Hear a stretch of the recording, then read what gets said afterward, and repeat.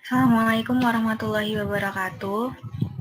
Kami dari warahmatullahi wabarakatuh. Kami dari kelompok 4 akan mempresentasikan mengenai instrumen dan analisis data.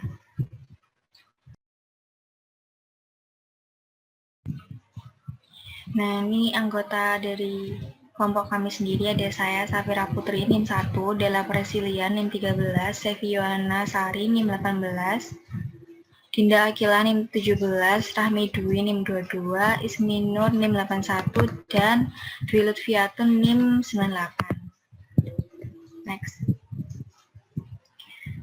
Nah, yang pertama itu instrumen penelitian. Jadi, menurut Suharsini Arikunto, instrumen pengumpulan data adalah alat bantu yang dipilih dan digunakan oleh peneliti dalam kegiatannya mengumpulkan agar kegiatan tersebut menjadi sistematis dan mudah. Sedangkan menurut Ibnu Hajar itu berpendapat bahwa instrumen itu merupakan alat ukur yang digunakan untuk mendapat informasi kuantitatif tentang variasi karakteristik variabel secara objektif. Jadi instrumen pengumpulan data itu adalah alat bantu yang digunakan dalam sebuah penelitian untuk mengumpulkan berbagai informasi yang diolah dan disusun secara sistematis. Next.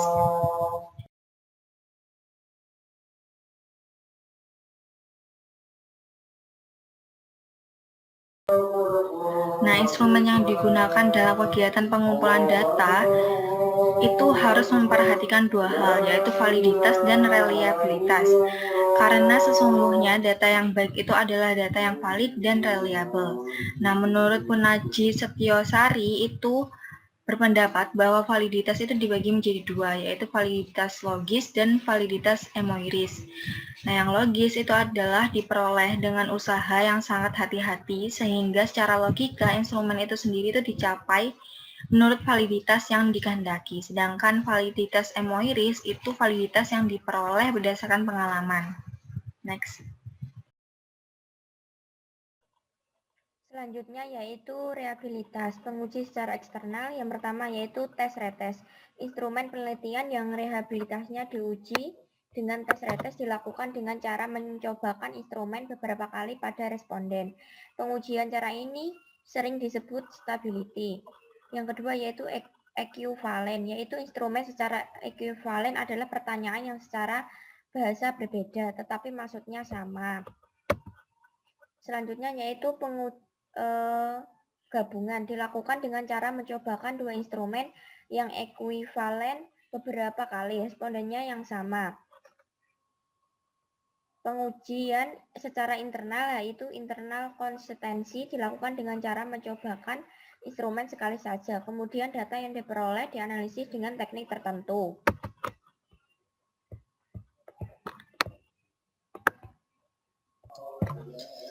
Materi selanjutnya yaitu langkah-langkah membuat instrumen. Terdapat 5 langkah dalam menyusun instrumen penelitian. Langkah pertama yaitu menganalisis variabel penelitian.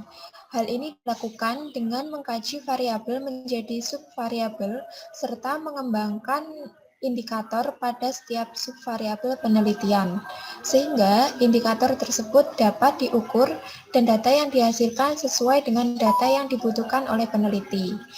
Mengkaji variabel di sini berarti bahwa variabel yang akan diteliti harus benar-benar jelas dan diketahui oleh peneliti. Kemudian langkah kedua, menentukan dan menetapkan jenis instrumen. Menentukan dan menetapkan jenis instrumen yang digunakan ini berguna untuk mengukur variabel atau subvariabel maupun indikatornya.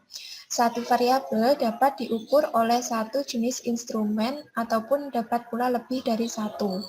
Kemudian langkah ketiga yaitu menyusun kisi-kisi atau layout instrumen. Setelah menentukan jenis instrumen, kisi-kisi ini berupa lingkup materi pertanyaan, abilitas yang diukur, jenis pertanyaan, jumlah pertanyaan, serta waktu yang dibutuhkan. Materi atau lingkup pertanyaan dari materi ini didasarkan pada indikator variabel.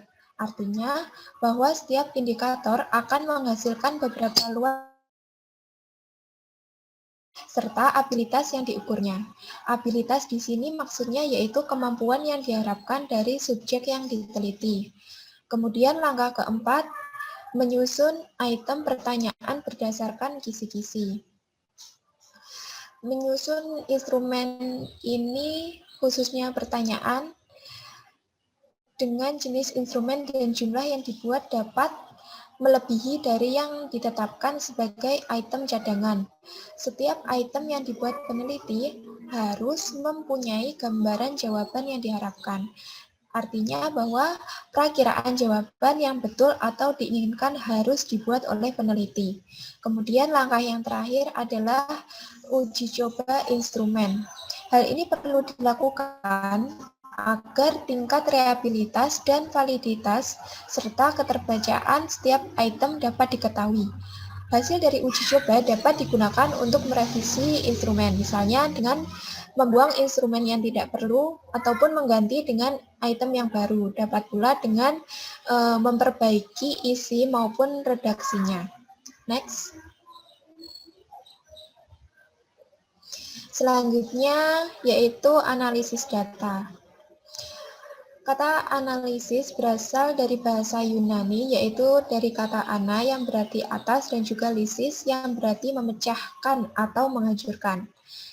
Analisis data itu sendiri merupakan serangkaian kegiatan penelaahan, pengelompokan, sistematisasi, penafsiran, dan verifikasi data agar sebuah fenomena dapat memiliki nilai sosial, akademis, dan juga ilmiah.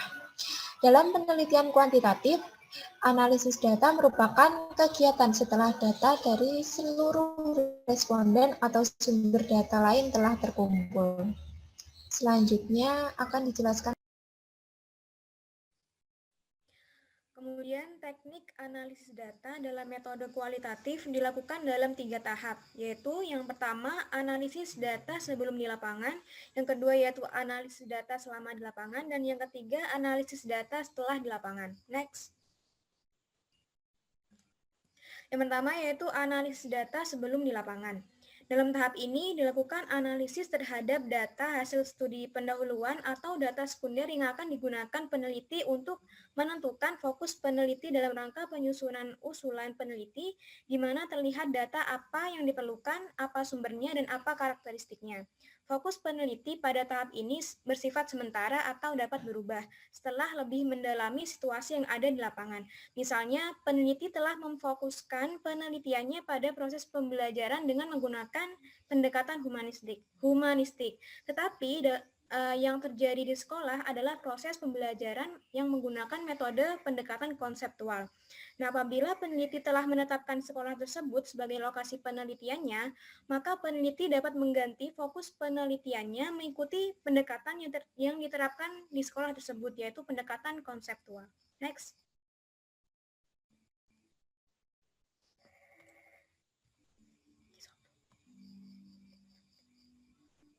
Selanjutnya akan dijelaskan oleh teman saya.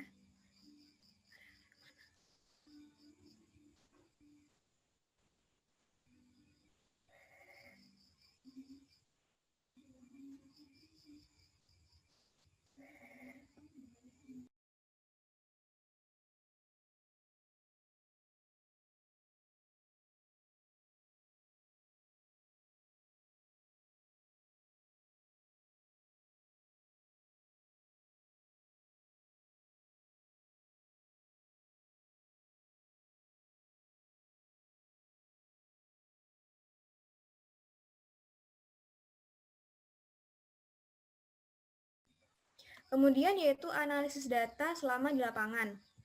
Dalam tahap ini yaitu mengkaji atau menyelidiki data melalui berbagai teknik seperti wawancara, observasi, maupun dokumentasi. Langkah-langkah setelah proses telaah data yaitu reduksi data, di mana pada langkah ini menajamkan dan memfokuskan data untuk menuju kesimpulan. Kemudian display data yang dilakukan dalam berbagai bentuk seperti bagan, grafik, ikhtisar, tabel, serta hubungan antar kategori. Kemudian kesimpulan Pada penelitian kualitatif, kesimpulan awal yang dilakukan dapat berupa kesimpulan sementara apabila tidak ditemukan bukti-bukti yang cukup kuat.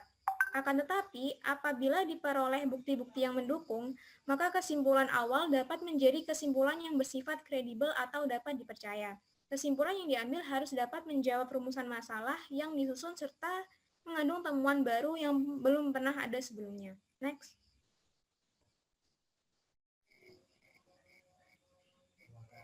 Kemudian analisis setelah di lapangan. Dalam tahap ini terdiri dari beberapa bagian, yaitu yang pertama analisis domain, yaitu proses untuk mendapatkan gambaran dan hasil menyeluruh terkait situasi sosial atau objek penelitian.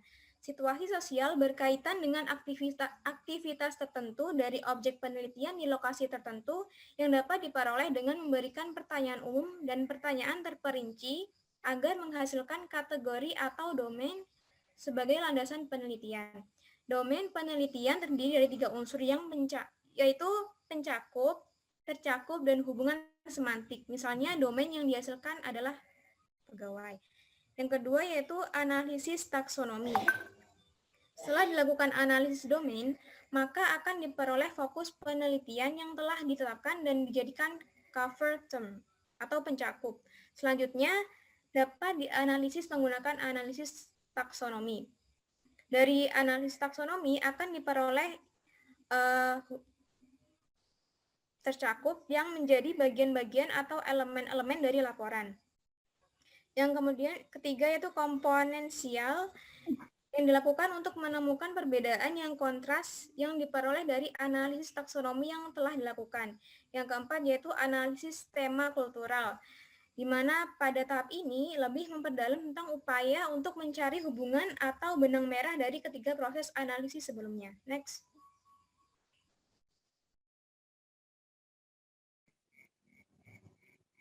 Baik, selanjutnya yaitu mengenai analisis domain. Jadi tadi sudah dijelaskan secara singkat mengenai analisis domain oleh teman saya. Nah, di sini saya akan menjabarkan lebih dalam mengenai analisis domainnya. Jadi, analisis domain itu merupakan proses untuk mendapatkan gambaran dan hasil yang menyeluruh terkait situasi sosial atau objek penelitian. Nah, di analisis domain ini terdiri dari 3 unsur, yaitu mencakup cover time, pencakup yaitu cover time, kemudian tercakup yaitu include time, dan hubungan sematik atau semantic relationship, misalnya yaitu domain yang dihasilkan adalah pegawai. Kemudian next. Kemudian ada analisis taksonomi. Nah, analisis taksonomi ini dilaksanakan setelah melakukan analisis domain. Jadi antar analisis itu saling berkaitan. Nah, selanjutnya dari analisis taksonomi ini akan diperoleh include time yang menjadi bagian atau elemen-elemen dari laporan. Nah, karena domain yang dihasilkan adalah pegawai, maka dari analisis taksonomi akan diperoleh elemen-elemen yang berhubungan dengan pegawai, yaitu misalnya guru, petani, penjabat, penjahit, dokter, pekerja kantoran, sopir, wirausahawan. Next.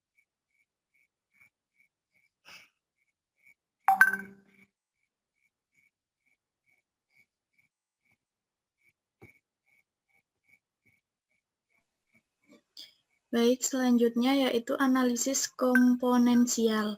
Analisis komponensial dilakukan untuk menemukan perbedaan yang kontras yang diperoleh dari analisis taksonomi yang telah dilakukan, sehingga perlu dilakukan observasi dan wawancara lebih mendalam yang berhubungan dengan elemen-elemen yang dimiliki dan dapat diperoleh perbedaan dari setiap elemen. Next. Dan yang selanjutnya yaitu analisis kultural. Analisis tema kultural lebih memperdalam tentang upaya untuk mencari hubungan atau benang merah dari ketiga proses analisis sebelumnya, sehingga dapat memunculkan tema yang dominan dan tidak dominan. Sekian presentasi dari kelompok kami. Apakah ada pertanyaan?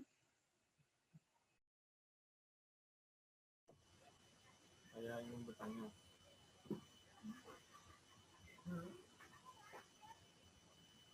Tes. Kurang besar suaranya.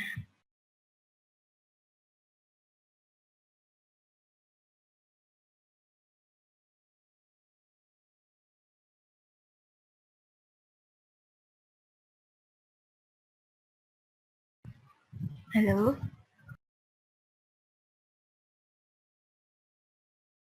Di chat saja ya.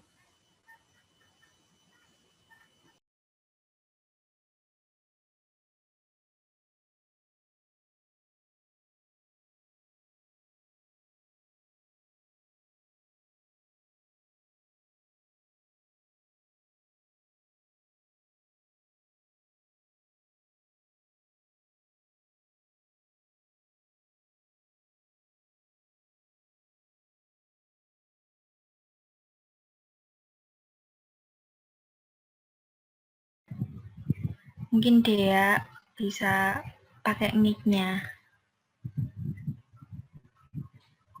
Oh, Rahmatul Ilma, Ding.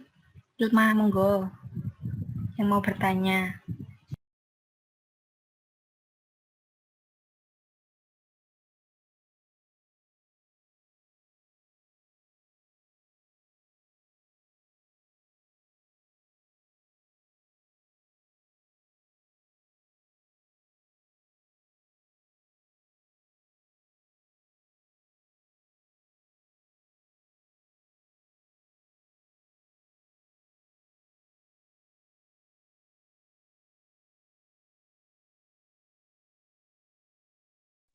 Sudah saya taruh di chat pertanyaannya. Oh iya, terima kasih.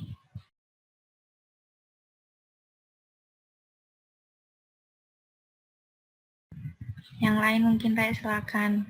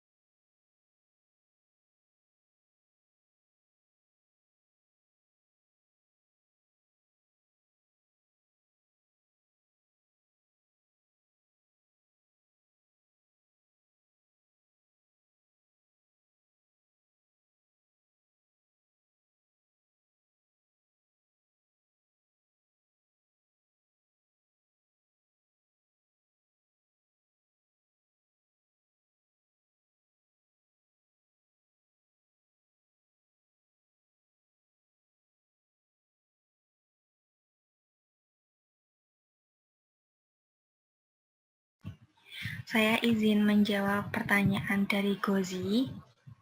Bagaimana cara mengukur dan mensahkan suatu penelitian berdasarkan validitas empiris karena hanya berdasarkan pengalaman yang belum bisa diterima oleh orang lain. Jadi, saya benarkan dulu ya, validitas empiris atau validitas empiris ini itu adalah sebuah instrumen yang dikatakan sudah diuji dari pengalaman. Jadi diuji dulu dari pengalaman itu. Misalnya contohnya ya, ada seseorang yang dapat diakui jujur oleh masyarakat itu apabila sudah dibuktikan bahwa orang itu tuh emang selalu jujur gitu. Jadi berdasarkan pengalaman orang itu diuji kalau dia itu memang jujur gitu. Paham nggak, Zi? Paham.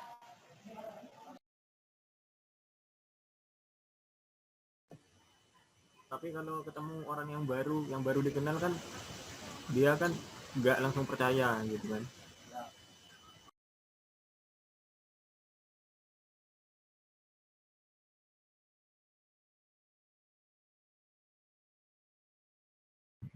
Iya, makanya harus ada pengujian itu tadi kan. Orang bilang dia itu jujur, tapi kan belum ada buktinya. Nah, setelah diuji itu baru dikatakan dia itu jujur. Contoh lainnya gini, Mas. Kalau misalnya ada orang kreatif, orang bilang itu kreatif, bilang tok kan. Nah, kita itu menguji berdasarkan pengalaman kita.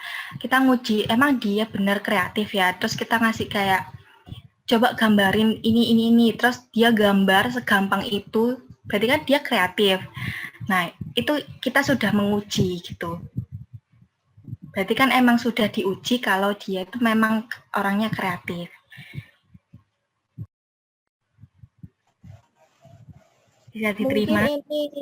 Mungkin ini contohnya bisa lebih ilmiah. Jadi kalau misalnya sudah dibuktikan secara ilmiah itu kan bukan opini lagi, sudah ada buktinya kalau halal ilmiah kan.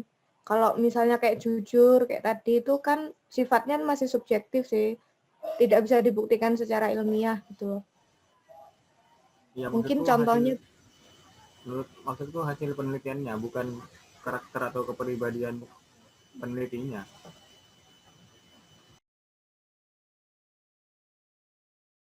Tapi selebihnya paham, sudah paham.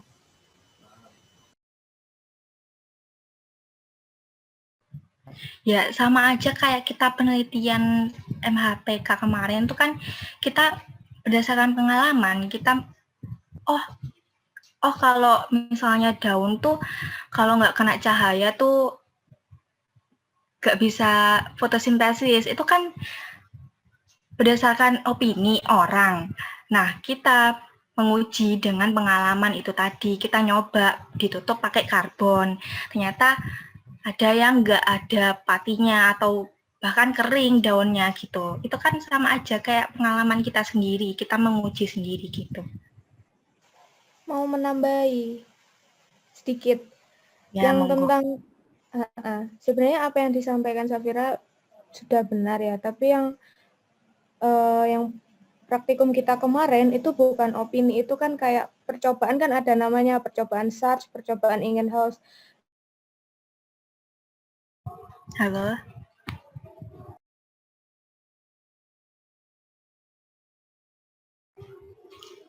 Lanjut. Tadi mau bilang apa? Bilang saya setuju sama Safira. Cuman percobaan yang kemarin itu bukan hanya opini, tapi kan ada namanya percobaan SARS, percobaan Ingenhouse. Nah, itu tuh lebih tepatnya teori yang sudah dibuktikan oleh orang-orang terdahulu, oleh penemunya. Nah, sekarang untuk menguji apakah teori itu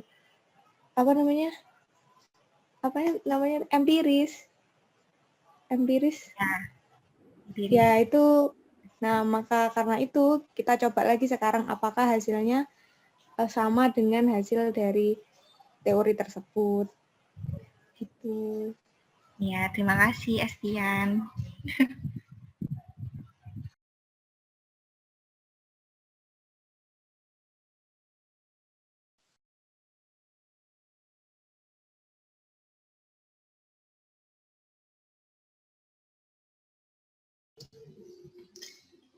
Izin menjawab untuk pertanyaan dari Rohmatul Ulma.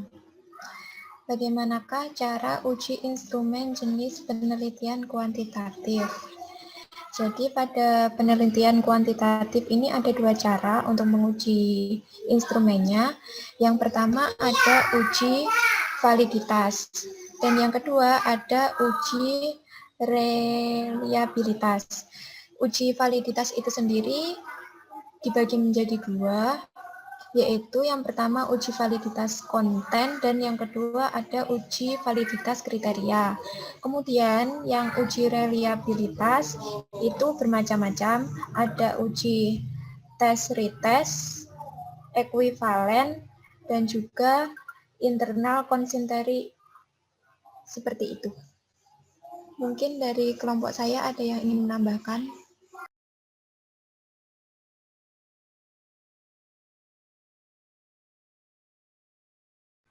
Cukup Ilma, apa ada sanggahan atau gimana?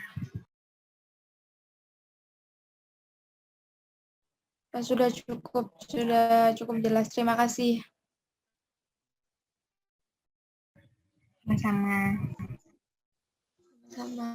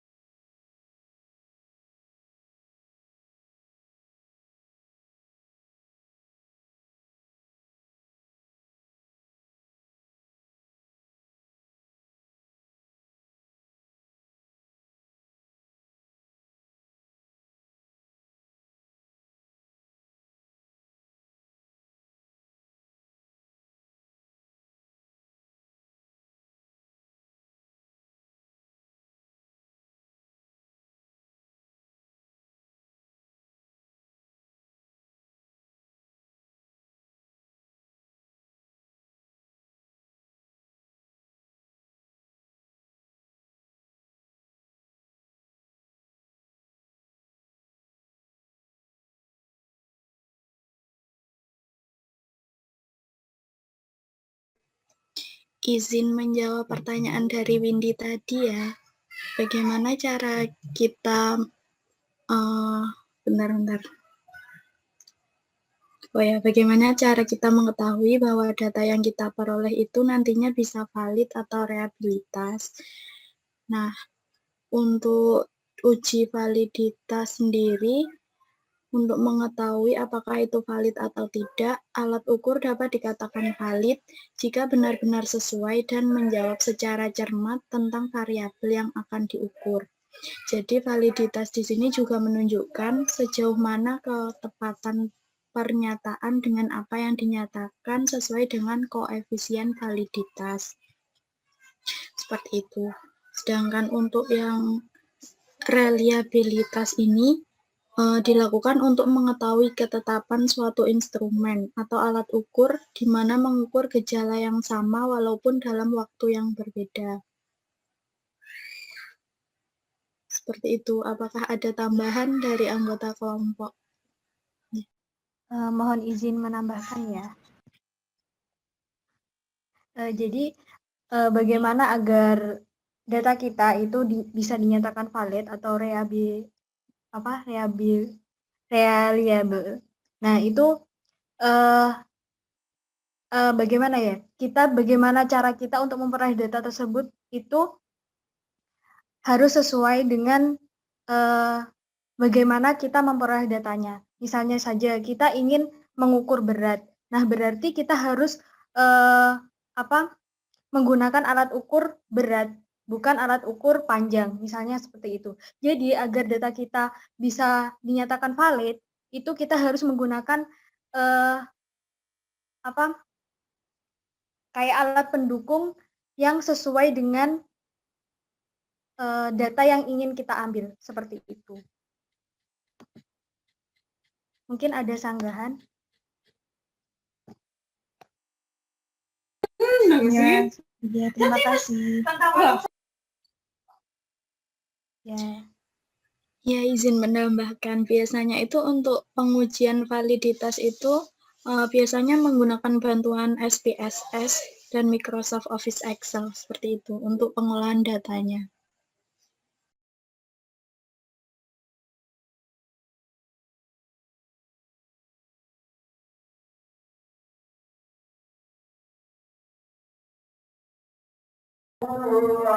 Kalau sudah, kita tutup ya, Rek.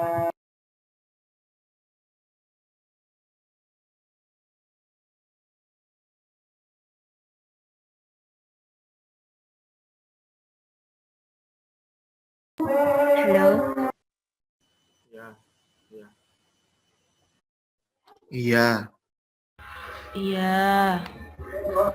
Iya, boleh. Ya, terima kasih atas waktu dan perhatiannya. Mohon maaf apabila ada salah kata dan perbuatan. Wassalamualaikum warahmatullahi wabarakatuh. Waalaikumsalam warahmatullahi wabarakatuh.